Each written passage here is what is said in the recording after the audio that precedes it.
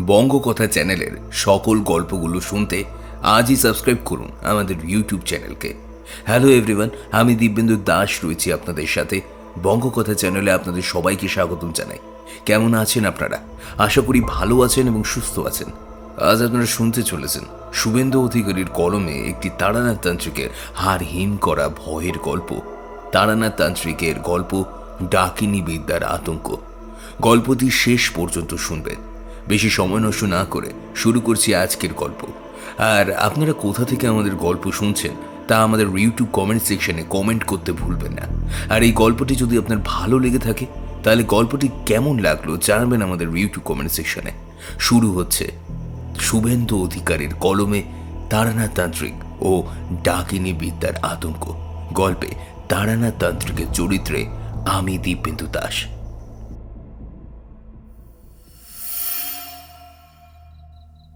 আজ আবারও সেই অভিশপ্ত 17ই পৌষের রাত ঠাকুরমশাই। প্রতি বছর ঠিক এই দিনে এই রাতটা আমাদের তথা এই গোটা মথুরাপুর গ্রামের কাছে এক আতঙ্কের রাত। আর এই রাতেই গ্রাম হয়ে ওঠে ওই ডাইনিদের বিচরণ ক্ষেত্র। বিশ্বাস করুন ঠাকুরমশাই, ডাইনিদের অস্তিত্ব যে সত্যি হয় তা আমরা কেন কেউই জানতাম না। কিন্তু বেশ কিছু ঘটনা আর ওই কিছু অলৌকিক দৃশ্য আমাদের সকলকে যথেষ্ট ভাবিয়ে তুলেছে এই ডাইনিদের অস্তিত্ব নিয়ে। প্রতি বছর ঠিক এই রাতে আমাদের গ্রামে রহস্যজনকভাবে শিশু মৃত্যু এবং ওই অল্প বয়সী বাচ্চাদের মৃত্যুর ঘটনা ঘটে থাকে।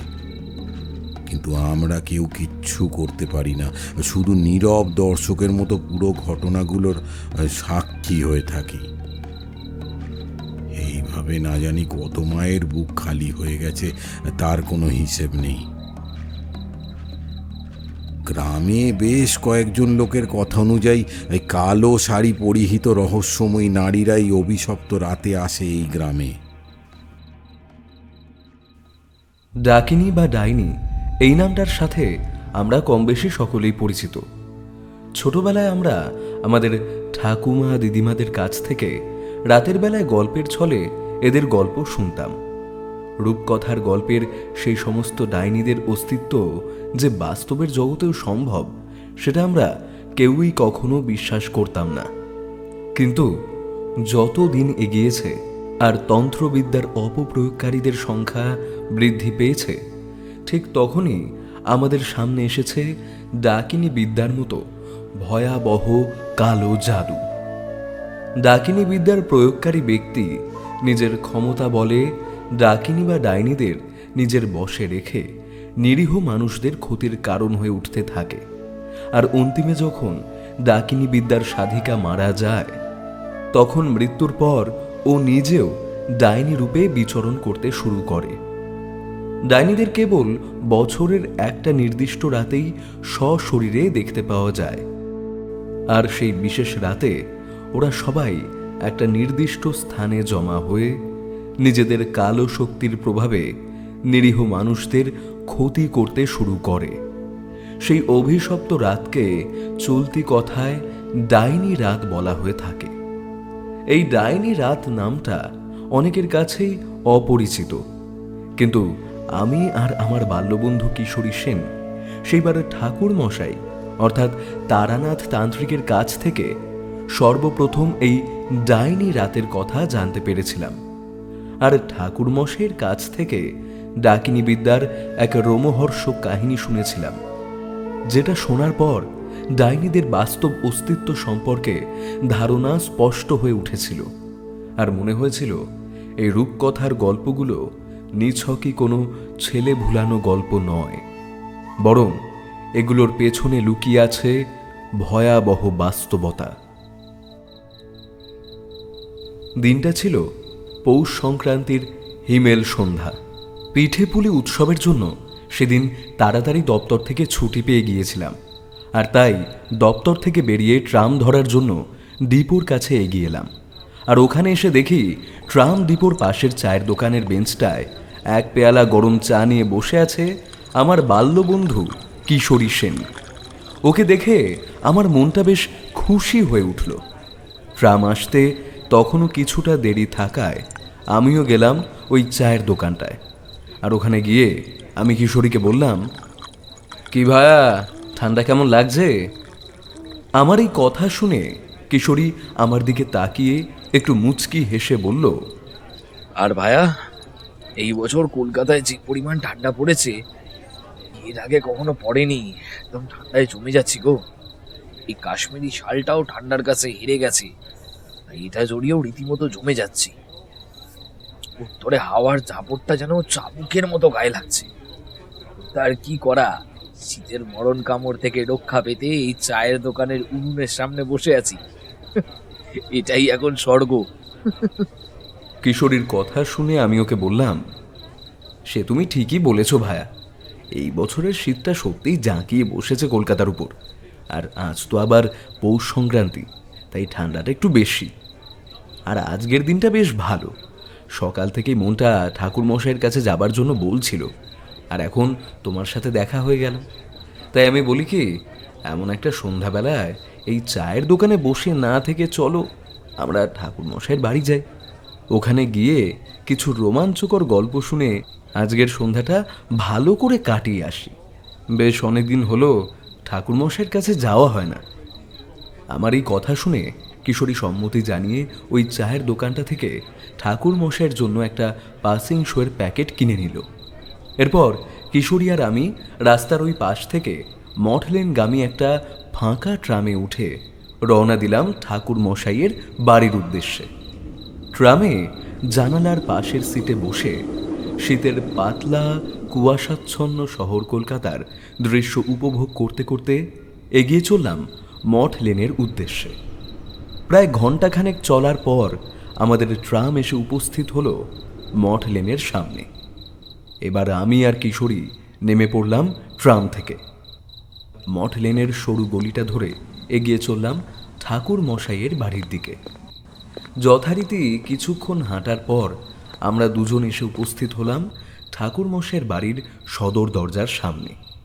এরপর কিশোরী দরজায় টোকা দিল, আর সঙ্গে সঙ্গে ভেসে এলো চারির কণ্ঠস্বর, একটু দাঁড়ান, আসছি। এরপর কিছুক্ষণ দাঁড়িয়ে থাকার পর সদর দরজাটা খুলে দিল তারানাথের মেয়ে চারি। দরজা খুলে আমাদের দেখে চারির মুখে একটা হাসি ফুটে উঠল, আর ও এবার আমাদের প্রণাম করে বলল, কাকাবাবু, বেশ অনেক দিন পর এলেন আপনারা। ভালোই করেছেন আজ এসেছেন। আজকে পিঠেপুলি উৎসবের দিন। আমার ইচ্ছা ছিল আজকে আপনাদের পিঠেপুলি খাওয়াবো। আর দেখুন, আজকেই আপনারা এসেছেন। আসুন কাকাবাবু, ভেতরে আসুন। বাবা বৈঠকখানাতেই আছেন। বাবা আপনাদের দেখলে খুব খুশি হবেন।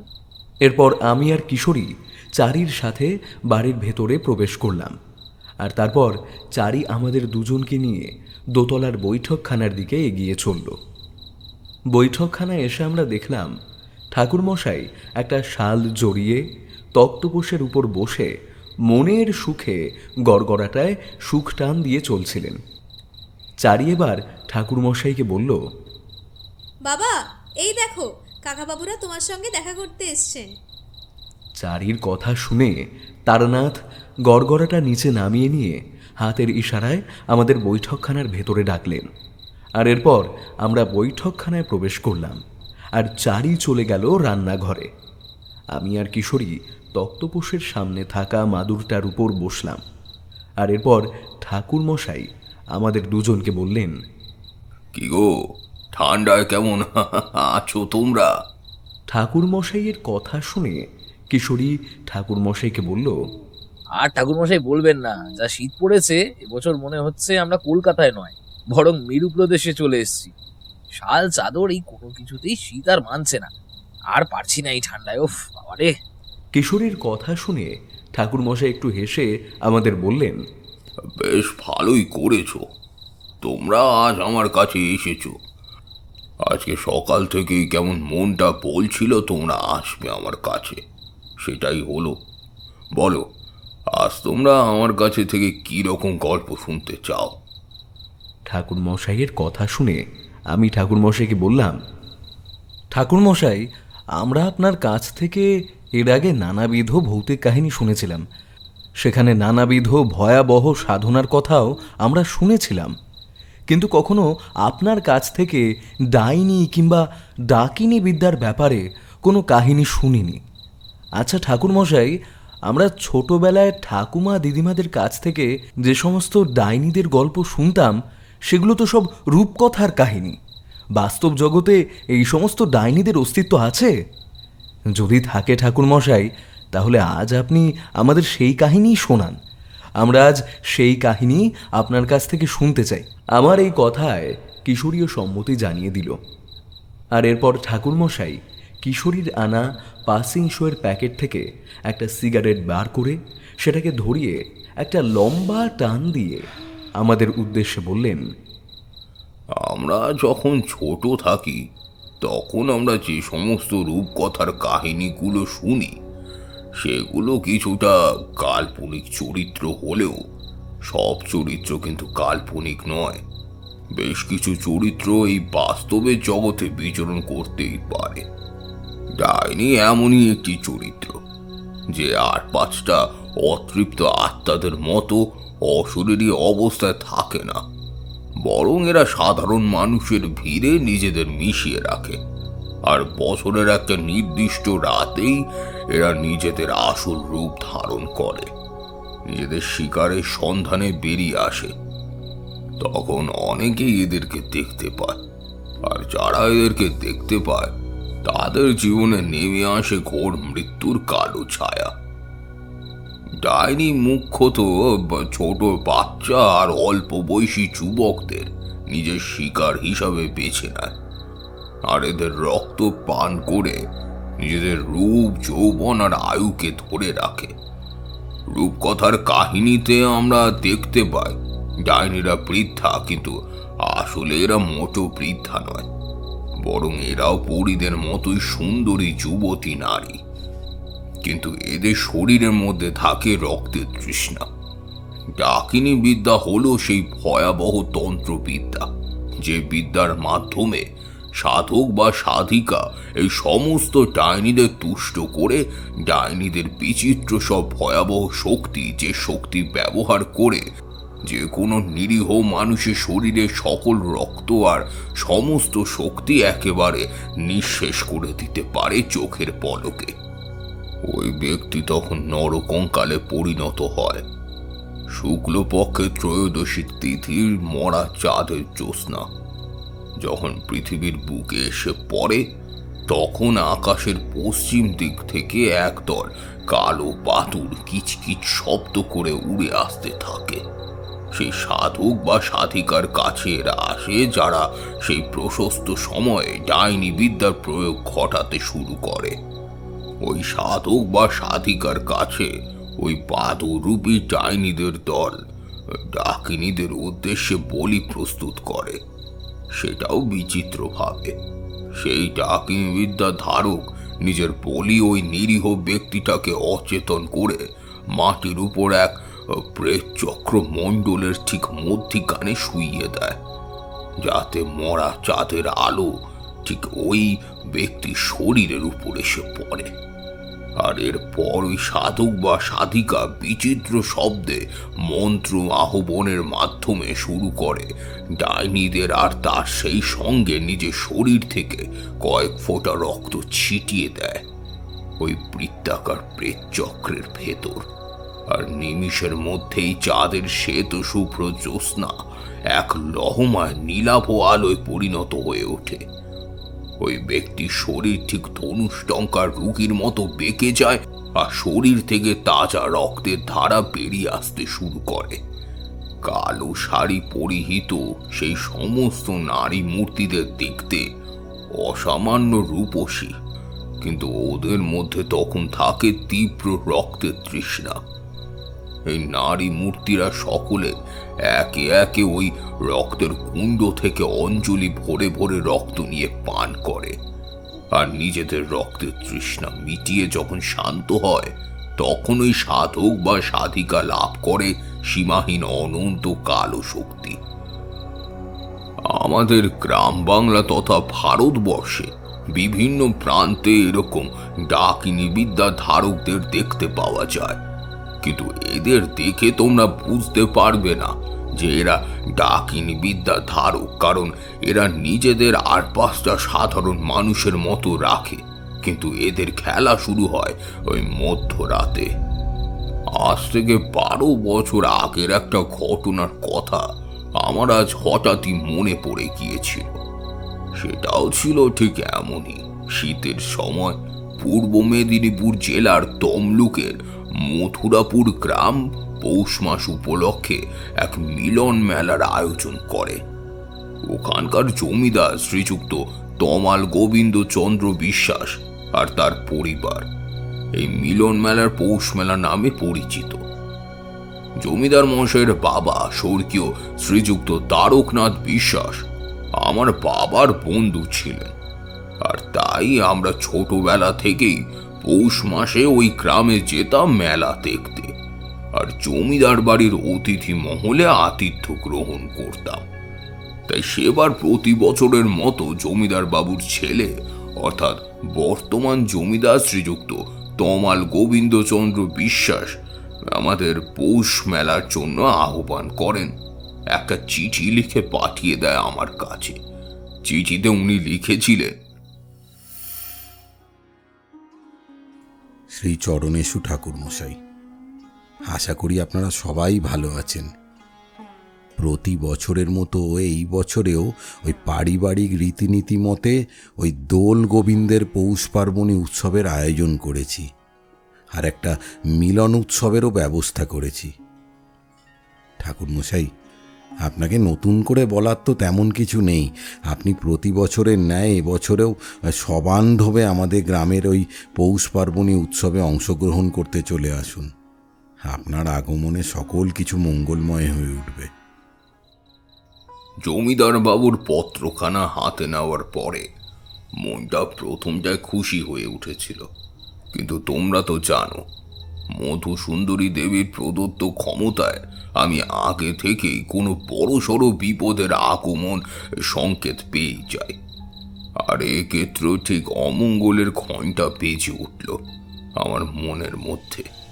কিন্তু আমি যে বিপদের গতি প্রকৃতি সম্বন্ধে তখন কিছুই জানতাম না।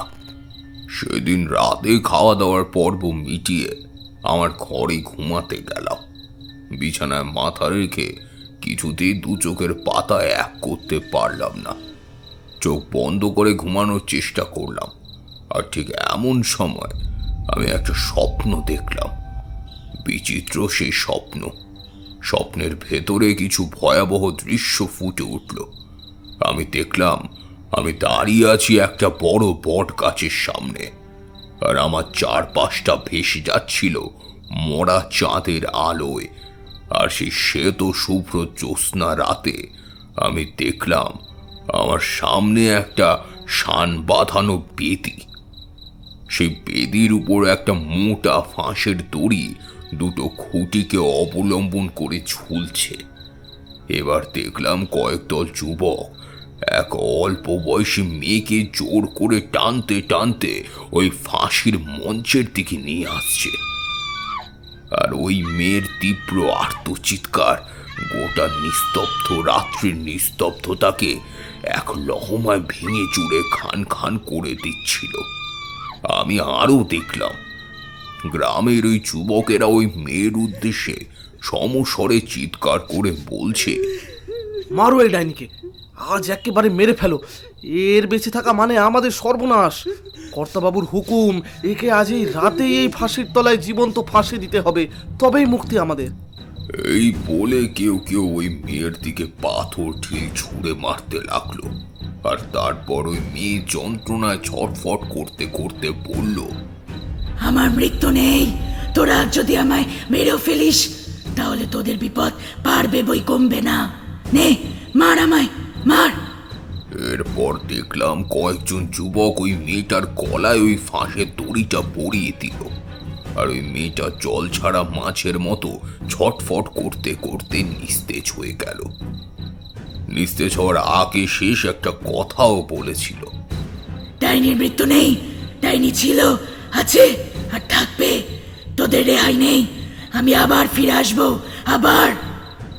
এরপর ওই বেদের উপর নিথর হয়ে ঝুলে রইল ওই মেয়ের মৃত শরীরটা। আমার ঘুমটা ভেঙে গেল আর আমি একদম ধরফর করে উঠে বসলাম আমার বিছানায়। আমি তখন নিজের মনে মনে পড়লাম, এ কি সত্যি স্বপ্ন নাকি নাকি কোনো সত্য ঘটনা? সেদিন রাতে আর ঘুম এলো না। আমি বিছানা থেকে নেমে জানলার সামনে এসে দাঁড়ালাম। আমি বেশ ভালোই বুঝতে পারছিলাম আমার এবার গৃহত্যাগ করার সময় এসে গেছে। মধুসুন্দরী দেবীর ইঙ্গিত আর মথুরাপুর গ্রামের জমিদারের চিঠি, এই দুটোর মধ্যে নিশ্চয়ই কোনো যোগসূত্র আছে, নিশ্চয়ই কোনো বড় বিপদ ঘটছে। আমি আর ঘরে বসে থাকতে পারলাম না। তখনই নিজের সমস্ত জিনিসপত্র গুছিয়ে নিয়ে চারির জন্য একটা চিঠি লিখে সেই রাতেই গৃহত্যাগ করলাম মথুরাপুর গ্রামে যাওয়ার উদ্দেশ্যে। পদব্রজেই রওনা দিলাম, কারণ মথুরাপুর যাবার জন্য এত রাতে কোনো যানবাহন ট্রেন পাওয়া যাবে না, আর আমি ভোর হবার জন্য অপেক্ষাও করতে পারবো না। যত শীঘ্র সম্ভব মথুরাপুর গ্রামে আমাকে পৌঁছাতেই হবে। ধীরে ধীরে আমি গ্রামের পরিসর পার হয়ে চলে এলাম নির্জন এক স্থানে। তখনও রাত বেশ গভীর, চারিদিকে একদম নিস্তব্ধ নিঝুম। আমি ওখানে একটা গাছের তলায় একটু বসলাম। ওখানে বসে থাকার সময় হঠাৎ করেই আমার কানে এলো একটা মোহময়ী নারী সুমধুর কণ্ঠস্বর। কি গো পথিক, কোথায় যাচ্ছ? এই কণ্ঠস্বর শুনে আমি চমকে উঠে সামনে তাকালাম আর দেখলাম আমার থেকে কয়েক হাত দূরে মরা জ্যোৎস্না যেখানে হালকাভাবে এসে পড়েছিল, ঠিক সেই জায়গায় এক অপরূপ দর্শন নারী মূর্তি এসে উপস্থিত হয়েছে, যার পরনে ছিল একটা কালো রঙের শাড়ি আর ওর চোখের মণি দুটো ছিল নীলাভ বর্ণের।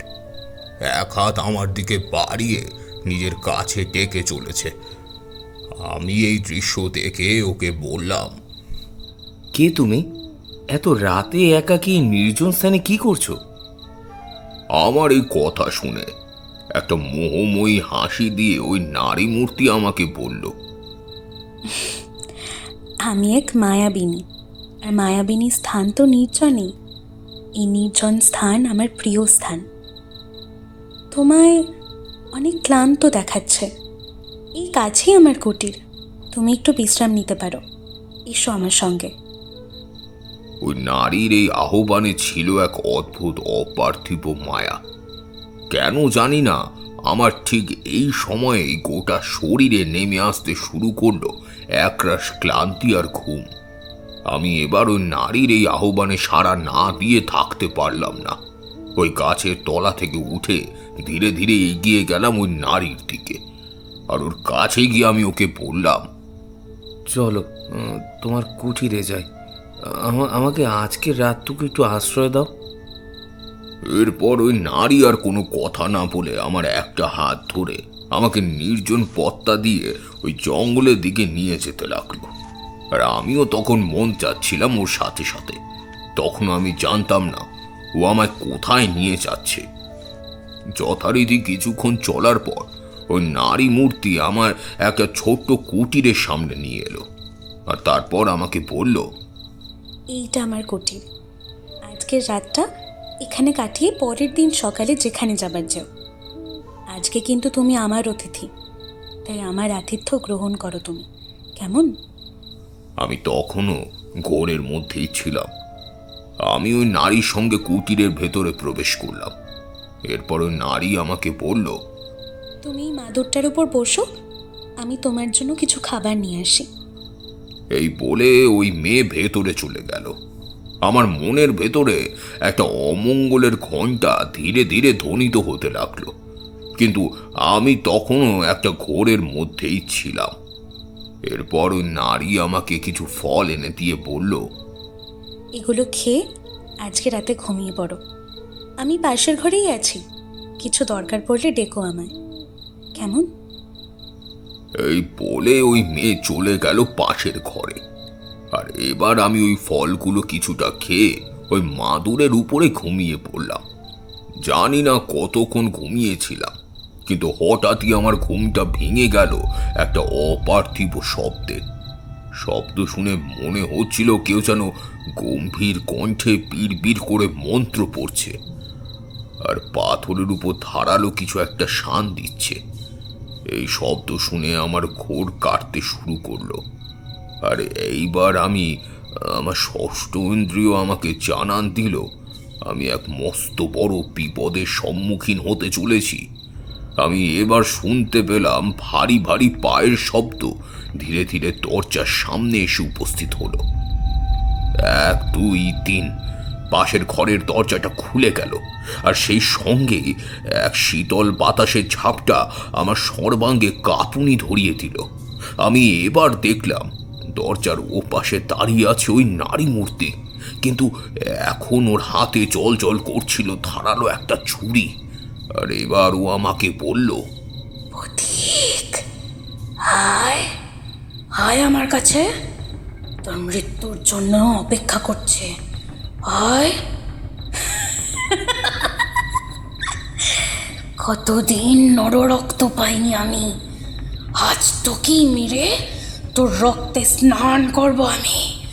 আয় আয় আমার কাছে, আয়। এই বলেই ওই নারী ছুটে এলো আমার দিকে, আর এখন ওর মুখটা বিভৎস হয়ে উঠেছিল। সারা মুখে লেগেছিল তাজা রক্ত আর মাংসের ছাপ। বিকৃত স্বরে গর্জন করতে করতে ছুরি হাতে এগিয়ে এলো। আমি এই দৃশ্য দেখে আমার সাথে থাকা শ্মশানের টাটকা বিভূতি মহাকাল ভৈরবের নাম উচ্চারণ করে ছিটিয়ে দিলাম ওর দিকে। আর নিমিষের মধ্যেই ওই অশুভ শক্তি সৃষ্ট সকল মায়াজাল এক লহমায় ছিন্ন হয়ে গেল। আর মুহূর্তের মধ্যে সেই নির্জন পথ আমার সামনে ভেসে উঠল, আর আমি নিজেকে জঙ্গলের পাশে আবিষ্কার করলাম। সেই বিভীষিকা দূরে গাছের নিচে দাঁড়িয়ে রাগে দাঁত কর্মর করতে করতে আমার উদ্দেশ্যে বলল, তোর কপালের জোরে আজ তুই বেঁচে গেলি, কিন্তু প্রতিবারই যে এইভাবে নাগাল ছাড়িয়ে চলে যাবি সেটার আশা রাখিস না। তুই যেখানে যাবি আমি ছায়ার মতো তোর পেছনেই থাকবো, দেখি তুই কোথায় যাস। এই বলেই ওই নারী মূর্তি অন্ধকারে মিলিয়ে গেল। আর তারপরই পূব দিকের আকাশ ফর্সা হয়ে এলো, কিন্তু আমার সেই ভয়াবহ রাতের দৃশ্যগুলো তখনও সতেজ ছিল। আমি আর ওই স্থানে না দাঁড়িয়ে মথুরাপুর গ্রামের উদ্দেশ্যে রওনা দিলাম। সেদিন সারাদিন হেঁটে চলে আমি অবশেষে বেলা শেষ সন্ধ্যার দিকে এসে উপস্থিত হলাম তমলুকের সীমানায়। ওই তমলুকের সীমানায় অবস্থিত নিমডাঙ্গি নামক একটা গ্রামে। নিমডাঙ্গি গ্রাম মথুরাপুরের পার্শ্ববর্তী একটা ছোট্ট গ্রাম। মথুরাপুরে যাবার জন্য এখান থেকে গরুর গাড়ি করে মাইলখানেক যেতে হয়। সন্ধ্যা নেমে যাওয়ায় গরুর গাড়ি দেখা মেলা দুষ্কর হয়ে উঠল, কিন্তু তবু আমি চলা থামালাম না। এইটুকু পথ হেঁটেই রওনা দিলাম। চলতে চলতে নিমডাঙ্গির সীমা পার হয়ে অবশেষে মথুরাপুর গ্রামের সীমানায় এসে উপস্থিত হলাম। দূর থেকেই জমিদার বাড়ির সিংহ দরজাটা দেখা যাচ্ছে। এটাই মথুরাপুর গ্রাম, আর এখানে উপস্থিত হয়ে আমার বুকটা জানি কেমন ছ্যাত করে উঠল। আমি দেখতে পেয়েছিলাম জমিদার বাড়ির ঠিক পাশেই আমার স্বপ্নে দেখা সেই ফাঁসি তলা, আর সেই বেদিটা যেখানে গ্রামের লোকেরা ওই মেয়েটাকে ফাঁসি দিয়েছিল। আর আবারও আমার মনের ভিতরে অমঙ্গলের ঘণ্টাটা বেজে উঠল। আমি এবার জমিদার বাড়ির দিকে এগিয়ে গেলাম, আর যেতে যেতেই দেখলাম গ্রামের ঠিক মাঝখানে মাঠের পাশে মেলার প্রস্তুতি শুরু হয়েছে। সব দোকানপাট বসতে শুরু করে দিয়েছে। এই দৃশ্য দেখে পুরনো ছোটবেলার একটা কথা মনে পড়ে যাচ্ছে, যখন বাবার সঙ্গে আসতাম এখানে। যাই হোক, এইসব দেখতে দেখতে আমি জমিদার বাড়ির সদর দরজার সামনে এসে উপস্থিত হলাম। আর ওখানে উপস্থিত হওয়ার পরই দারোয়ান শিবচরণ সিং আমাকে চিনতে পেরে গড় হয়ে প্রণাম করে বলল, আরে কি সৌভাগ্য ঠাকুর বাবা, আপনি চলে এসেছেন এখানে। বাবু তো দিনরাত আপনার আসার পথ চেয়েই রয়েছেন। আসুন আসুন ঠাকুর বাবা, আপনি আমার সাথে বাড়ির ভেতরে চলুন, বাবু বৈঠকখানে আসেন। এরপর আমি শিবচরণের সাথে বাড়ির ভেতরে প্রবেশ করলাম। বহির্মহলে ফটক দিয়ে আমি আর শিবচরণ এসে উপস্থিত হলাম জমিদার বাড়ির বহির্মহলে বৈঠকখানার সামনে। আর এখানে উপস্থিত হয়ে শিবচরণ বৈঠকখানার ভেতরে প্রবেশ করে। জমিদার বাবুকে বলল, বাবু ঠাকুর বাবা এসেছেন, ওখানে বাইরে দাঁড়িয়ে আছেন, আসতে বলি। শিবচরণের কথা শুনে জমিদার বাবু শিবচরণকে বললেন। ওনাকে ভেতরে নিয়ে এসো। এরপর শিবচরণ আমাকে নিয়ে ভেতরে প্রবেশ করলো। জমিদার বাবু আমাকে দেখে উঠে দাঁড়ালেন, তারপর একটা মলিন হাসি দিয়ে বললেন, ঠাকুরমশাই, আপনি এসেছেন দেখে সত্যিই খুব ভালো লাগলো। আসুন ঠাকুরমশাই, এখানে বসুন। এরপর আমি তক্তাপোষের উপর বসে জমিদার বাবুকে জিজ্ঞাসু ভঙ্গিতে প্রশ্ন করলাম, কি ব্যাপার কর্তামশাই, পৌষ মেলার জৌলুস এরকম কম কেন? যতবার এসেছি ততবার তো এগুলো অনেক বেশি দেখেছি, এইবার এমন জৌলুসবিহীন উৎসব হচ্ছে কেন? আমার এই কথা শুনে জমিদার বাবু বিবর্ণ দৃষ্টিতে আমার দিকে তাকিয়ে একটা দীর্ঘশ্বাস ফেলে বললেন, ঠাকুরমশাই, যে গ্রামে ওই ছোট ছোট বাচ্চা আর অল্প বয়সী যুবকদের ওই প্রতি বছর এই 17ই পৌষের রাতে ওই রহস্য মৃত্যু ঘটতে থাকে, সেই স্থানে কিভাবে পৌষ মেলার জৌলুস থাকবে বলুন? ওনার এই কথা শুনে আমি ওনাকে বললাম, মানে? আমার মুখে কৌতূহলের ছাপ দেখে জমিদার বাবু আমাকে বললেন, আপনাকে শুরু থেকেই তবে বলি ঠাকুরমশাই, আমাদের এই গ্রাম অভিশপ্ত। এই গ্রামের হাওয়ায় বাতাসে মৃত্যুর কালো ছায়া বিরাজিত। আপনি তো তন্ত্র সাধনায় পারদর্শী, নিশ্চয়ই আপনি ডাইনিদের অস্তিত্ব সম্বন্ধে জানবেন, নিশ্চয়ই জানবেন। কিন্তু আমরা সাধারণ মানুষ ওই ডাইনি বা ডাকিনীদের অস্তিত্ব যে বাস্তব জগতেও সম্ভব সেটা জানতাম না। আমরা সকলেই ওই ছোটবেলার রূপকথার গল্পে এদের ব্যাপারে শুনেছিলাম। কিন্তু ঠাকুরমশাই, এরা যে কোনোদিন আমাদের চোখের সামনে বিচরণ করবে এ কল্পনা আমরা কেউ কোনোদিনই করিনি। কিন্তু বিগত 2 বছর ধরে ঠিক এই পৌষ মাসের 17 তারিখ মধ্যরাত হয়ে ওঠে ওই ডাইনিদের বিচরণ ক্ষেত্র, আর ঠিক এই রাতেই ঘটে ওই রহস্য মৃত্যু। পরের দিন সকালে গ্রামের বিভিন্ন প্রান্ত থেকে উদ্ধার করা হয় ওই ছোট ছোট বাচ্চাদের রক্ত শূন্য মাংস খোবলানো মৃতদেহ, আর উদ্ধার করা হয় ওই অল্প বয়সী যুবকদের ওই বিকৃত মৃতদেহ। বিশ্বাস করুন ঠাকুরমশাই, এই ডাইনিদের অস্তিত্ব যে সত্যি হয় তা আমরা কেউই জানতাম না। কিন্তু বেশ কিছু ঘটনা আর কিছু অলৌকিক দৃশ্য আমাদের সকলকে যথেষ্ট ভাবিয়ে তুলেছে এই ডাইনিদের অস্তিত্ব নিয়ে।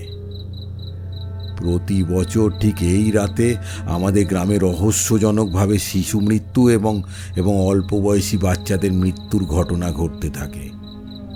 কিন্তু আমরা কেউ কিচ্ছু করতে পারি না, শুধু নীরব দর্শকের মতো পুরো ঘটনাগুলো সাক্ষী হয়ে থাকি। এইভাবে জানি না কত মায়ের বুক খালি হয়ে গেছে। গ্রামের বেশ কয়েকজনের কথা অনুযায়ী ওই কালো শাড়ি পরিহিত রহস্যময়ী নারীরা এই অভিশপ্ত রাতে আসে এই গ্রামে। গ্রামের সকলের বিশ্বাস চন্দ্রমালিনী এইসবের পিছনে রয়েছে। কিন্তু সেটা কি করে সম্ভব হতে পারে? চন্দ্রমালিনীকে তো গত 2 বছর আগে ওই ডাইনি সন্দেহে এই গ্রামের যুবকরা আমার সামনে ওই ফাঁসি তলায় জীবন্ত ফাঁসি দিয়েছিল, আর এই ঘটনার সত্যতা আমি নিজে যাচাই করেছিলাম। আচ্ছা কর্তাবাবু, এই চন্দ্রমালিনীটাকে? চন্দ্রমালিনী আমাদের গ্রামের ওই মোড়ল স্বর্গীয় দামোদর রায়ের একমাত্র মেয়ে। মা মরা মেয়েটা ছিল যেমন রূপে লক্ষ্মী আর তেমনি গুণে সরস্বতী। গ্রামের সবাই এক ডাকে চিনত ওই চন্দ্রমালিনীকে। আমরা ওকে চন্দ্রা বলেই ডাকতাম। চন্দ্রমালিনী আমাদের গ্রামের মেয়ে হলেও ও কিন্তু গ্রামের লোকজনদের সাথে খুব একটা মিশতো না, সব সময় নিজের মধ্যেই হারিয়ে থাকতো। আর সারাক্ষণ কপালে চওড়া করে লাল সিঁদুরের তিলক পরতো, আর আর পরনে থাকতো ওই কালো রঙের শাড়ি, আর সারাক্ষণ মুখে বিচিত্র সব মন্ত্র বিড়বিড় করত।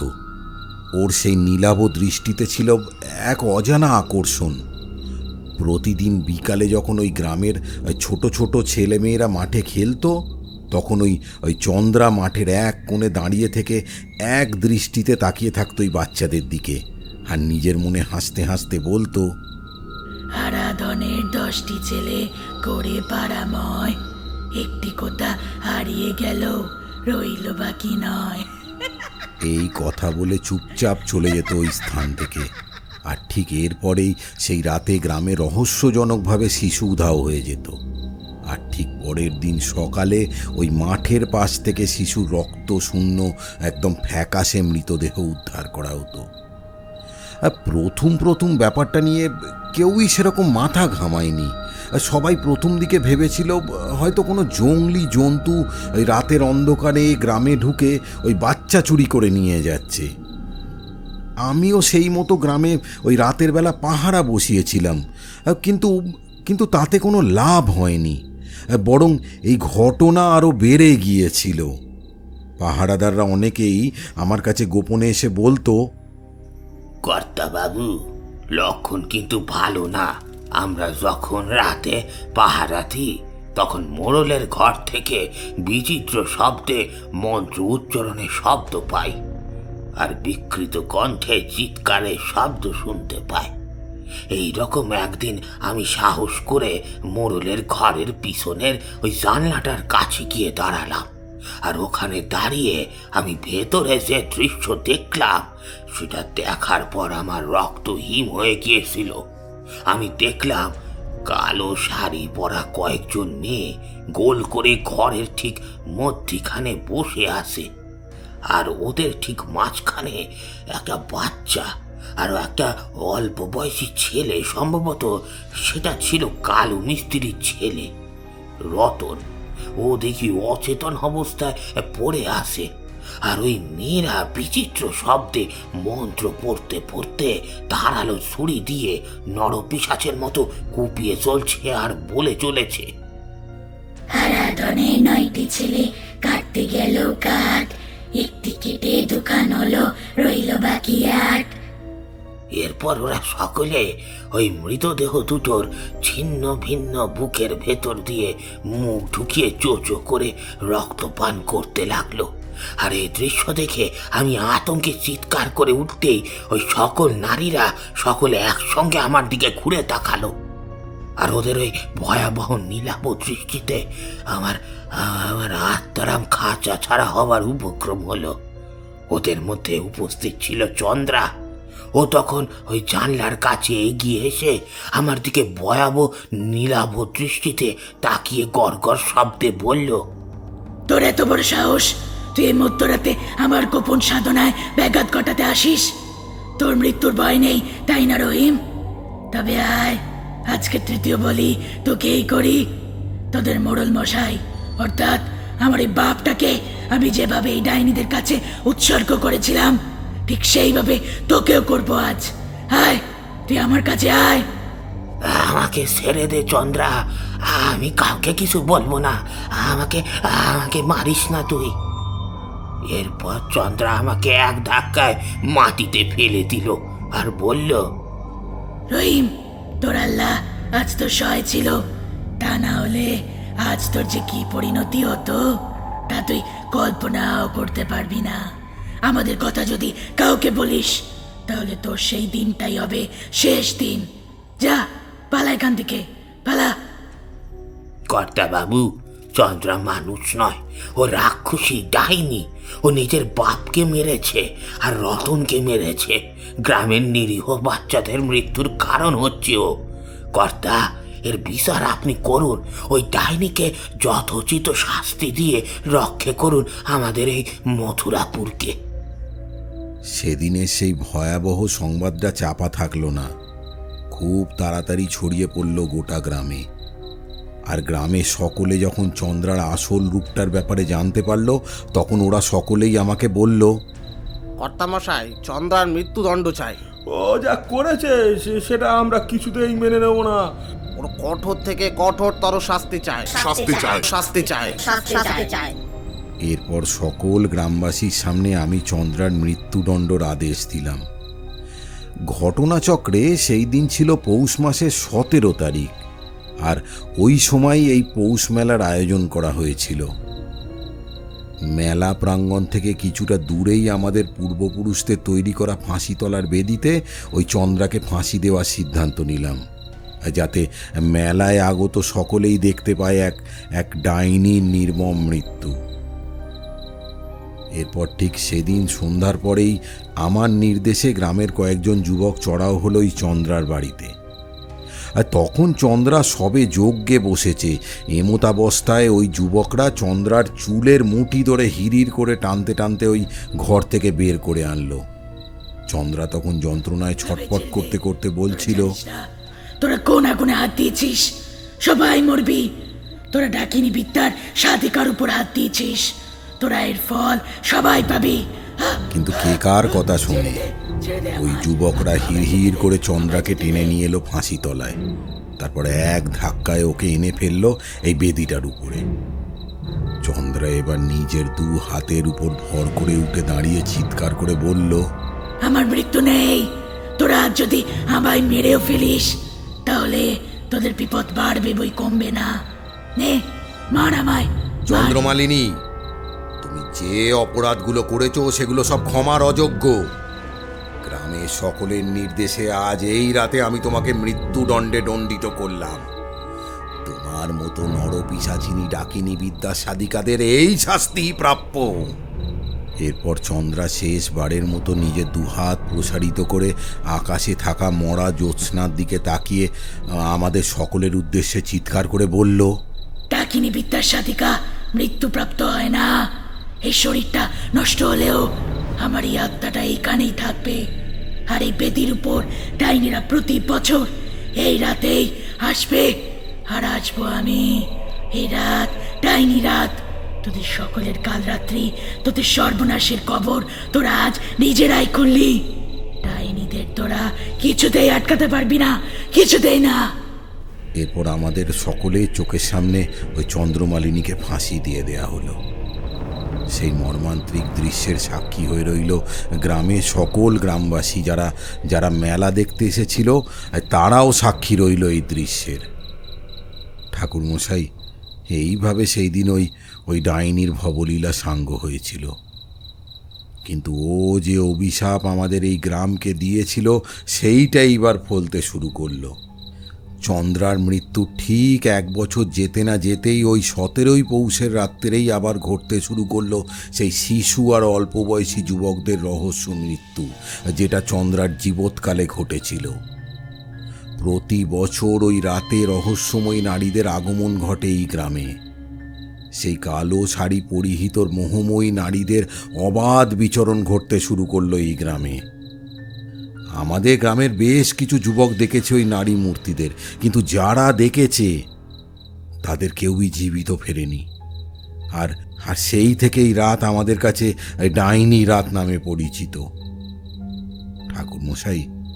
ঠাকুরমশাই, আমরা বিশ্বাস করি চন্দ্রা মরেনি। ও নিজের শয়তানি শক্তির মাধ্যমে আজও আমাদের সর্বনাশ করার জন্য এই গ্রামে আছে। প্রতি বছর এই 17ই পৌষের রাত্রে ডাইনিরা এই গ্রামে আসে এবং নিজেদের রক্তের তৃষ্ণা মেটায়। আমরা অনেক তান্ত্রিক ফকিরদের এখানে এনেছিলাম এর প্রতিকারের জন্য, কিন্তু কোনো লাভ হয়নি। আমার নিজের 6 বছরের ছেলেটাও গত বছর ওই রাতেই ডাইনিদের করাল গ্রাসে পড়ে নিজেদের জীবন দিয়েছিল। ঠাকুরমশাই, এখন আপনি ভরসা আমাদের। এই বলে জমিদার বাবু থামলেন। আমি এতক্ষণ খুব মন দিয়ে শুনছিলাম এই গ্রামের রোমহর্ষক কাহিনীটা। এই পুরো বিষয়টাই একটা রূপকথার গল্পের মতো প্রতিভাত হচ্ছিল। কিন্তু এই সব কিছুই আমি নিজেও আমার সেই স্বপ্নে দেখেছিলাম। তাই এই কাহিনী আমার কাছে সত্যি হয়ে উঠেছিল। আর এইবার আমি জমিদার বাবুকে বললাম, কর্তামশাই, প্রতিশোধ স্পৃহা এই অত্যন্ত ভয়াবহ জিনিস, আর এর বশবর্তী হয়ে মৃত্যুর পরে আত্মারা আবার ওই জগতে ফিরে আসে। আর এই ক্ষেত্রে ডাকিনী বিদ্যার এই সাধিকা প্রতিশোধ আর নিজের ক্ষমতা লোভের তাড়নায় মৃত্যুর পরেও নিজের শয়তানি ক্ষমতার মাধ্যমে ডাইনিদের আহ্বান করতে সক্ষম হয়েছে। আমাদের যদি কিছু করতে হয় তাহলে যা করার এই আগামী 17ই পৌষের রাতের মধ্যেই করতে হবে। আমাদের হাতে আছে কেবলমাত্র 2 দিন। আজকে দশমী তিথি, আর ঠিক 2 দিন পর ত্রয়োদশী তিথি। আর এই ত্রয়োদশী তিথি ডাইনিদের আগমনের প্রশস্ত সময়। এখানে আসবার আগে এক বিভৎস ভয়ঙ্কর শক্তির সাথে মোকাবিলা হয়েছিল। সেও এক ডাইনি, আমাকে মারবার জন্য মরণ ফাঁদ বিছিয়ে রেখেছিল। কর্তাবাবু, আপনি চিন্তা করবেন না, সব ঠিক হয়ে যাবে। আমার কথা শুনে জমিদার বাবু আশ্বস্ত হলেন। তারপর আমাকে নিয়ে এলেন মহলের অতিথিশালায়।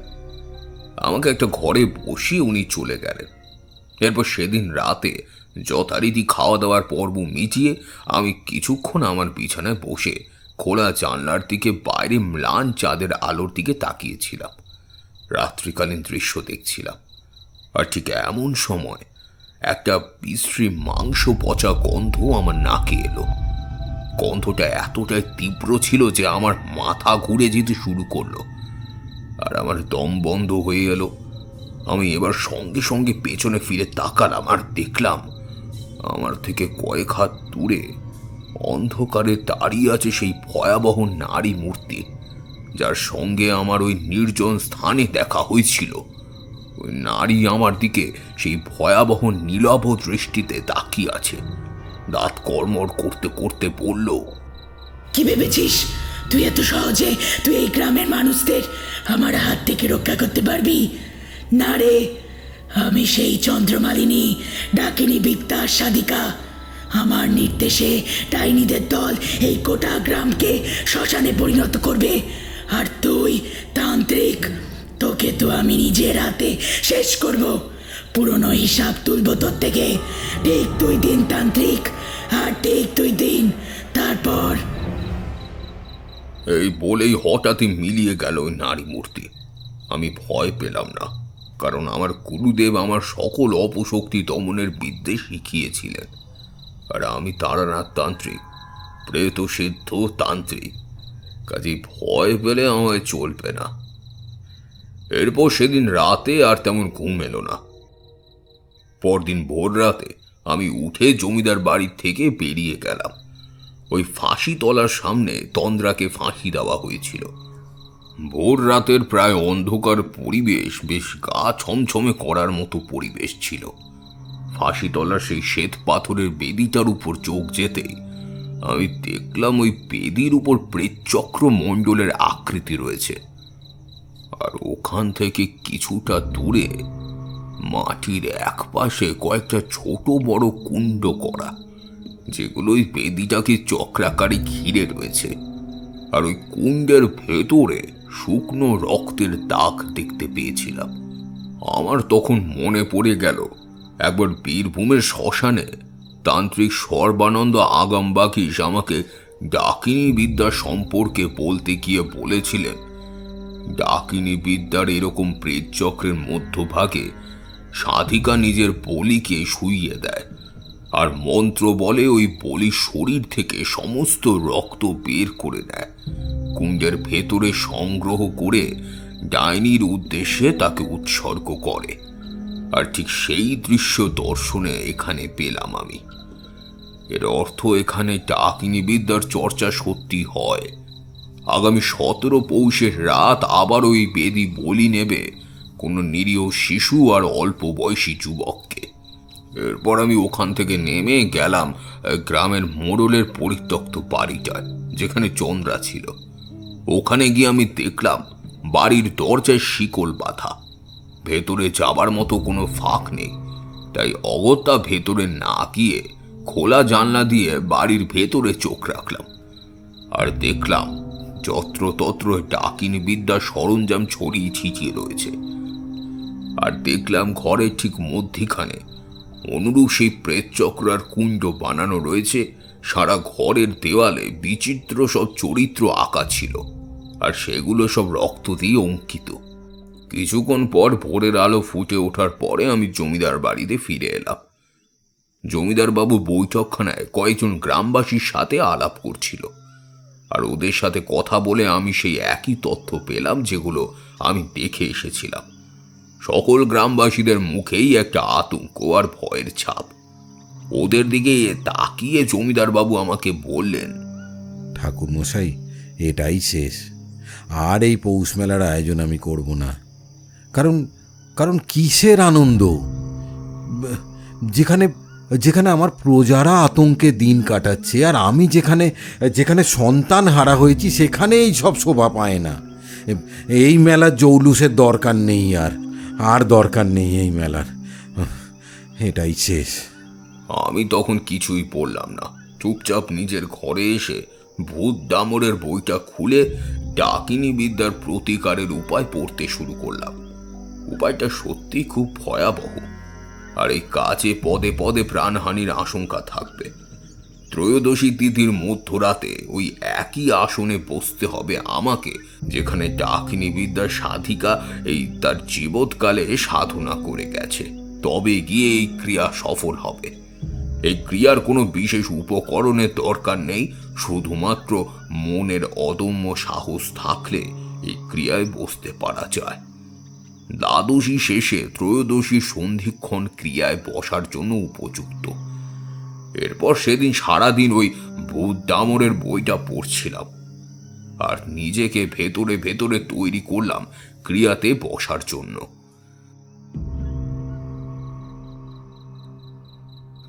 এরপর সেদিন রাতে তেমন কিছু হয়নি। রাত্রেবেলা দেখলাম কিছু বাদুড় আকাশে উড়ে বেড়াচ্ছে। সেগুলো বাদুড় নয়, বরং মনে হলো অশুভ শক্তি আকাশ দিয়ে উড়ে বেড়াচ্ছে। আকাশপথে রাতের অন্ধকারে তারা নিজেদের শিকারের সন্ধানে বেরিয়েছে। এইসব দেখতে দেখতে আমি যে কখন ঘুমিয়ে পড়েছিলাম সেটা আমি জানি না। পরদিন খুব ভোরে কান্নাকাটির শব্দ শুনে আমার ঘুমটা ভেঙে গেল, আর ঘুম থেকে উঠে আমি দেখলাম বাহির মহলে কান্নাকাটির শব্দ আসছে। আমি তাড়াতাড়ি ছুটে গেলাম, আর ওখানে গিয়ে দেখলাম জমিদার বাবুর বিশ্বস্ত চাকর হরি প্রাণহীন আর রক্তহীন অবস্থায় পড়ে আছে। মাটিতে জমিদার বাবু বিমর্ষ হয়ে বসে রয়েছেন ওর পাশে। আমি গিয়ে জমিদার বাবুকে শান্ত গলায় বললাম, কর্তাবাবু, এই অঘটনটা কিভাবে ঘটল? আমার কথা শুনে জমিদার বাবু আমার দিকে বিমর্ষভাবে তাকিয়ে কান্না মেশানো গলায় বললেন, ঠাকুর মশাই, ডাইনিরা রাতে এসে উপস্থিত হয়েছে, এটা তারই সংকেত। প্রতি বছর ডাইনির রাতের আগমন আমাদের ভদ্রাসন থেকেই শুরু। গত বছর ঠিক এমনি দিনে আমার 6 বছরের ছেলেটাও এখানে একইভাবে নিতর হয়ে পড়েছিল, আর আমারও স্ত্রী শোক সহ্য করতে না পেরে ওইখানেই মারা যায়। আর আজ আমার সন্তান সম হরিও। ঠাকুরমশাই, ওই গত রাত্রে আকাশে আপনি নিশ্চয়ই বাদুড় দেখেছিলেন। ওটা ছিল সংকেত। ঠিক ওই সময় হরি মেলা দেখে ভদ্রাসনে ফিরছিল, আর তখনই ওই বাদুড়েরা। জমিদার বাবু আর কিছু বলতে পারল না, কিন্তু আমি বুঝতে পেরেছিলাম যে ডাকিনীর আগমন ঘটে গেছে। আর ঠিক এই সময় আমার দৃষ্টি গেল অন্দরের একটা থামের দিকে, আর ওদিকে তাকিয়ে দেখলাম একটা মেয়ে কালো শাড়ি পরে দাঁড়িয়ে রয়েছে, আর এক দৃষ্টিতে তাকিয়েছিল আমার দিকে। আমি এবার বিন্দুমাত্র সময় নষ্ট না করে ছুটে গেলাম ওদিকে, কিন্তু আমি যখন ওখানে গিয়ে পৌঁছালাম দেখলাম কেউ ছিল না। কিন্তু আমি হঠাৎই নূপুরের ছমছম শব্দ শুনতে পেলাম, আর সঙ্গে সঙ্গে পেছনে ফিরে তাকিয়ে দেখলাম এক কালো শাড়ি পরা নারী মূর্তি লম্বা টানা বারান্দা ধরে হেঁটে যাচ্ছিল। আমি এবার ওর দিকে তাকিয়ে বললাম, কে তুমি? কিন্তু ওই মূর্তি কোনো উত্তর দিল না। আমি ওর পেছনে গেলাম, আর ও দেখতে দেখতেই জমিদার বাড়ির পেছন দিকে এসে ফাঁসি তলার গাছটার কাছে এসে মিলিয়ে গেল। ডাইনিদের আগমনে গোটা গ্রামে থমথমে ভাব নেমে এলো। সাধারণ মানুষের ভিড়ে মিশে রয়েছে এরা। ঠিক সময়ে এরা নিজেদের রক্তের তৃষ্ণা মেটাতে আসবে। আমার হাতে কেবল কালকের রাতটাই আছে। কালকে মধ্যরাতে আমাকে এর প্রতিকার করতেই হবে, না হলে আমাকেও মরতে হবে। এরপর সেদিন জমিদার বাবু আর আমি সন্ধ্যের পরে মেলায় একটু গেলাম, আর ওখানে গিয়ে দেখলাম আগত সকল মানুষদের মুখেই একটা আতঙ্ক আর ভয়ের ছাপ। আর মেলার চৌলস একদম নেই বললেই চলে। জমিদার বাবু আমাকে আবার বললেন, ঠাকুর মশাই, এই মেলা এবছরেই শেষ। আমার প্রজারা আতঙ্কে দিন কাটাচ্ছে, আর আমি এখানে মেলা কি করে করতে পারি বলুন তো? যেদিন প্রজাদের মনের এই ভয় চলে যাবে, সেই দিন আবারও জৌলুসের সহিত মেলা হবে। বাবু, বাবু, আমাদের যেতে দিন বাবু। আমরা এখানে আর কাজ করব না। এই বাড়িতে ভূত আছে বাবু, আমাদের যেতে দিন। এই দৃশ্য দেখে আমি ওদের বললাম, কি বলছো তোমরা? ভূত কোথায়? আমার কথা শুনে একজন ঝি ভয় মেশানো গলায় আমাকে বলল, ঠাকুরমশাই, বিশ্বাস করেন, মিথ্যে বলছি না। আজকেই সন্ধ্যার পর যখন আমি আর পদ্ম রান্নাঘরে রান্নার কাজ করছিলাম, ঠিক তখনই রান্নাঘরের পিছনের দরজাটা আপনা থেকেই খুলে যায়। আর ওই শীতল বাতাসের ঝাপটায় রান্নাঘরের সাজবাতিগুলো নিভে যায়। আর সঙ্গে সঙ্গেই বিকট অট্টহাসিতে গোটা বাড়ি কেঁপে ওঠে। আর আমি পদ্মকে নিয়ে দরজার কাছে যেতেই সঙ্গে সঙ্গে এক বিভৎস নারী মূর্তি দরজার সামনে এসে উপস্থিত হলো। এই দৃশ্য দেখে আমরা দুজনেই চিৎকার করে দৌড়ে রান্নাঘর থেকে বেরিয়ে এলাম। বাবু বিশ্বাস করেন, এই বাড়িতে ভূত আছে বাবু, বিশ্বাস করেন বাবু। এরপর ওদের কোনো রকমে শান্ত করে বাড়ির ভেতরে নিয়ে গেলাম। সেদিন রাতটা আতঙ্কের মধ্যেই কাটল। পরদিন অর্থাৎ দ্বাদশীর সকাল, মানে আজকে রাত 12টায় সেই সন্ধিক্ষণ যখন ক্রিয়ায় বসতে হবে আমাকে, সকালে আবারও কান্নার শব্দ শুনতে পেলাম। এইবার দেখলাম গ্রামের এক চাষি, নাম তার পার্শ্বর, সেই চাষি নিজের ছেলের মৃতদেহ নিয়ে জমিদার বাবুর কাছে উপস্থিত হয়েছিল। জমিদার বাবু চুপচাপ সেই মৃতদেহটার দিকে তাকিয়ে বসেছিল, কোনো কথা বলেনি। সেদিন সারাদিন একের পর এক মৃত্যুর খবর আসতে থাকলো, কিন্তু আমি এইসবের দিকে কান না দিয়ে আজকের রাতের ক্রিয়াতে মনোনিবেশ করলাম। যথারীতি দুপুর গড়িয়ে বিকেল, আর বিকেল গড়িয়ে সন্ধে নামতে শুরু করলো। শীতের বেলা, তাই তাড়াতাড়ি সন্ধে নামতে শুরু করলো। সন্ধ্যের পরে আমি যথারীতি স্নান সেরে নতুন রক্ত বস্ত্র পরিধান করে কপালে দিলাম রক্ত চন্দনের তিলক, আর গলায় দিলাম পদ্ম বীজের মালা। এরপর আমি অপেক্ষা করতে লাগলাম সেই মাহেন্দ্রক্ষণের। এরপর যথারীতি রাত গভীর হয়ে এলো, আর আকাশে মরা চাঁদের আলো ছড়িয়ে পড়তে শুরু করলো। আমি এবার উঠে বেরিয়ে এলাম ভদ্রাসন থেকে। বাইরে বেরিয়ে দেখলাম মরা চাঁদের আলোয় চারিদিক ভেসে যাচ্ছিল। আমি এবার এগিয়ে গেলাম ফাঁসি তলায়, সেই বেদিটার দিকে। চারিদিক থেকে কেমন যেন গরম বাতাস ভেসে আসছিল, আর সেই সঙ্গে আমি শুনতে পেলাম নারী কণ্ঠে ছড়া কাটার শব্দ। একটি ছেলে কাঁদে বেউ বেউ, মনের দুঃখে বনে গেল, রইল না আর কেউ। আমি এসবে কান্না দিয়ে উপস্থিত হলাম ফাঁসি তলার বেদিটার সামনে। আর ওখানে এসে আমি দেখলাম ওই গাছের প্রতিটা ডালে অসংখ্য বাঁদর উল্টো হয়ে ঝুলে রয়েছে। আমি আর দেরি না করে ওই বেদির উপর অঙ্কিত প্রেতচক্রের উপরে গিয়ে পদ্মাসনে বসলাম। আর সঙ্গে ওই বাদুড়ের দল কিচকিচ করতে করতে গাছ ছেড়ে চতুর্পাশে উঠতে শুরু করে দিল। মরা জ্যোৎস্নার আলো এখন আমার উপরে এসে পড়তে শুরু করলো। আমি এবার চোখ বন্ধ করে এক মনে আমার ইষ্ট কাল ভৈরবের নাম জপ করতে শুরু করলাম। আর ওইদিকে গরম বাতাসে হালকা বয়ে আসতে শুরু করলো। ডাইনিদের আগমনের সময় এসে উপস্থিত হলো। বাদুড়ের দল দাঁত নখ দিয়ে আমার শরীরে আঁচড় দিতে শুরু করলো, রক্ত গড়িয়ে পড়তে থাকলো। কিন্তু আমি বিচলিত হলাম না, কারণ এখন যদি চোখ খুলি তাহলে মৃত্যু অবধারিত আমার। এইভাবে জানি না কতক্ষণ বসেছিলাম, কিন্তু আমার ধ্যান ভাঙল মোহময়ী নারীদের অট্ট হাসির শব্দে। সে তীব্র হাসি গোটা গ্রাম কেঁপে উঠছিল। আমি আমার চোখ খুলে দেখলাম আমার ওই বেদিটার চারপাশে ঘিরে দাঁড়িয়ে রয়েছে কালো শাড়ি পরিহিত সেই সব রহস্যময় নারী মূর্তিরা। ভয়াবহ দেখতে নারীদের মুখ ছিল ফ্যাকাশে, আর ওদের চোখ মুখ দিয়ে গড়িয়ে পড়ছিল তাজা রক্ত। আর ওদের ঠিক মাঝখানে উপস্থিত ছিল সেই নারী মূর্তি চন্দ্রমালিনী। ও এবার আমার দিকে তাকিয়ে কর্কশ কণ্ঠে বলল, তান্ত্রিক, তুই অনেক দূরে গিয়ে এসেছিস, কিন্তু আর নয়, নেমে আয়। তান্ত্রিক, ওই বেদি থেকে নেমে আয়। ওই বেদি তোর জন্য নয়, ওটা আমার স্থান। ত্রয়োদশী তিথির সূচনা হয়ে গেছে, নিজেকে আমার হাতে তুলে দে। আজকে তোর মতন সাধকের রক্ত আমি যদি এই ডাইনিদের উৎসর্গ করতে পারি, তাহলে অনন্ত শক্তি লাভ করব।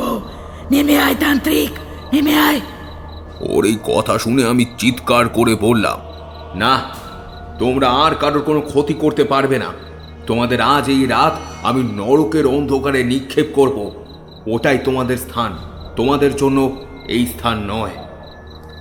আমার এই কথা শুনে ওই ডাকিনী চন্দ্রমালিনী এবার বাকি বাহিনীদের নিয়ে ছুটে এলো আমার কাছে, আর আমার গলা টিপে ধরে বলল, এইবার তোকে কে বাঁচাবে তান্ত্রিক? এই দেখ, তুই একা, আর আমরা সবাই আছি। সেদিন তুই আমার হাত থেকে পালিয়ে গিয়েছিলিস, কিন্তু আজ ডাইনিরা তোমাদের বলি তোমাদের সামনে এখন। এসো, একে আমরা সকলে মিলে চিড়ে খাই। এই সাধকের পবিত্র রক্ত আর কোথাও পাবে না। এরপর ডাকিনীর দল আমার উপর বাদুড়ের রূপ ধারণ করে ছুটে এলো আমার দিকে, কিন্তু আমি তখনও চন্দ্রমালিনীর বজ্র মুষ্টিতে। তখন আমি অসহায় হয়ে পড়েছিলাম। আর ঠিক সেই সময় হঠাৎই মধুসুন্দরী দেবীর কণ্ঠস্বর আমার কানে ভেসে এলো। তারানাথ, এই ডাইনিদের মৃত্যু এইখানে হবে না। তোমায় ওই চন্দ্রমালিনীর বাড়ির ভেতরে থাকা প্রেত চক্রটাকে নষ্ট করতে হবে, তাহলেই এদের থেকে মুক্তি পাবে। যাও তারানাথ, তোমার হাতে কেবল কয়েক মুহূর্ত সময় রয়েছে এই মাহেন্দ্রক্ষণ শেষ হওয়ার। যাও তুমি। এরপর আমি কোনো মতে চন্দ্রমালিনী ডাইনির বজ্র মুষ্টি ছিন্ন করে দৌড় দিলাম ওর বাড়ির দিকে। আর আমাকে ওদিকে যেতে দেখে আতঙ্কে চিৎকার করে উঠে বলল চন্দ্রমালিনী, থাম তান্ত্রিক, আর এক পা এগোস না। ডাইনিরা তোমাদের শিকার পালাচ্ছে, ওকে ধরো। চন্দ্রমালিনী সহ বাকি ডাইনিরা রে রে করে ছুটে এলো আমার পিছনে। আমি থামলাম না, আমি একটানে দৌড়ে উপস্থিত হলাম চন্দ্রমালিনীর বাড়ির দরজার সামনে। আর তারপর এক লাথিতে কাঠের দরজা ভেঙে ভেতরে প্রবেশ করলাম। আর আমার পেছনে ওরাও এসে উপস্থিত হলো। তখন ওরা চিৎকার করে চলছিল, কিন্তু আমি ভয় না পেয়ে সোজা ভেতরে সেই ঘরটায় গেলাম যেখানে প্রেতচক্র মণ্ডল ছিল। আমি ওখানে যখন ঢুকলাম তখন চন্দ্রমালিনী চিৎকার করে বলল, না তান্ত্রিক, আর না, আর সামনে গোস না। তুই আমার ক্ষমতা প্রাপ্তির পথ বন্ধ করে দিতে পারিস না, পারিস না। ওর কথা শুনে আমি ওকে বললাম, না চন্দ্রমালিনী, তোমাদের মতো প্রেতেদের স্থান নরকের অন্ধকারে সৃষ্টিকর্তা তোমাদের জন্য ওই স্থানটি বরাদ্দ করেছেন। তোমাদের ওখানেই যেতে হবে। এই বলে আমি একটা জ্বলন্ত দেশলাই ছুঁড়ে মারলাম ওই চক্রের ভেতরে, আর সঙ্গে সঙ্গে প্রেত চক্রের মধ্যভাগে আগুন লেগে গেল। আর আমার চোখের সামনে চন্দ্রমালিনী সহ বাকি সকল ডাইনি তীব্র আর্তচিৎকারে ফেটে পড়ল। ওদের সকলের শরীরে আগুন ধরে গেল, আর দেখতে দেখতেই ওদের শরীর কালো ছাইয়ে পরিণত হয়ে গেল। এইভাবে শেষ হলো ডাইনি রাত। ডাইনিদের ভবলীলা সাঙ্গ হলো। আজ পরিস্থিতি স্বাভাবিক হয়ে উঠল, আর এইবার রাত জাগা পাখিদের ডাক ভেসে এলো ওই পরিত্যক্ত বাড়িতে। আমি ফিরে এলাম জমিদার বাড়িতে।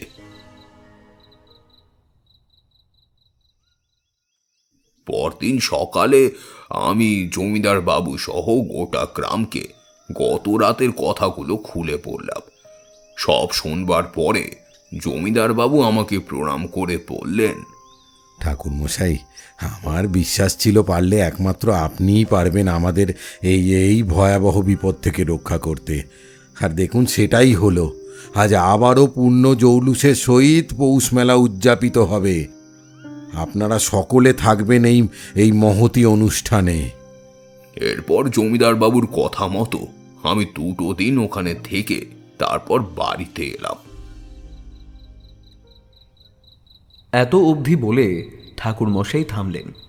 এরপর চারির হাতের বানানো পিঠে পুলি পেট ভরে খেয়ে আমি আর কিশোরী সেদিনের মতো বিদায় নিয়ে চলে এলাম বাড়িতে। শুনছিলেন শুভেন্দু চ্যাটার্জির কলমে আমাদের আজকের তারানাথ তান্ত্রিকের গল্প ডাকিনী বিদ্যার আতঙ্ক। গল্পে তারানাথ তান্ত্রিকের চরিত্রে ছিলাম আমি, দিব্যেন্দু দাস। অন্যান্য চরিত্রে ছিল অভিক, সৌরভ, মেঘনা, দীপ্তিমান, বর্ণালী, রিমঝিম, অত্রিতা, সৃষ্টি এবং রাহুল। গল্পের পোস্টার ডিজাইনে ছিল আকাশ পিক্সেল লেট থেকে। সাউন্ডে ছিল অভ্র। কেমন লাগলো আপনাদের আজকের গল্পটি জানাবেন আমাদের ইউটিউব কমেন্ট সেকশনে, এবং আপনারা কোথা থেকে আমাদের চ্যানেলের গল্পগুলো শুনছেন তাও জানাবেন আমাদের ইউটিউব কমেন্ট সেকশনে। আর এই গল্পটি আপনার ভালো লাগলে প্লিজ গল্পটি একটু লাইক করে দেবেন। আর এই চ্যানেলে নতুন হলে প্লিজ চ্যানেলটি সাবস্ক্রাইব করে বেল আইকনটা ক্লিক করে দিন। দেখা হচ্ছে অন্য কোনো গল্পে।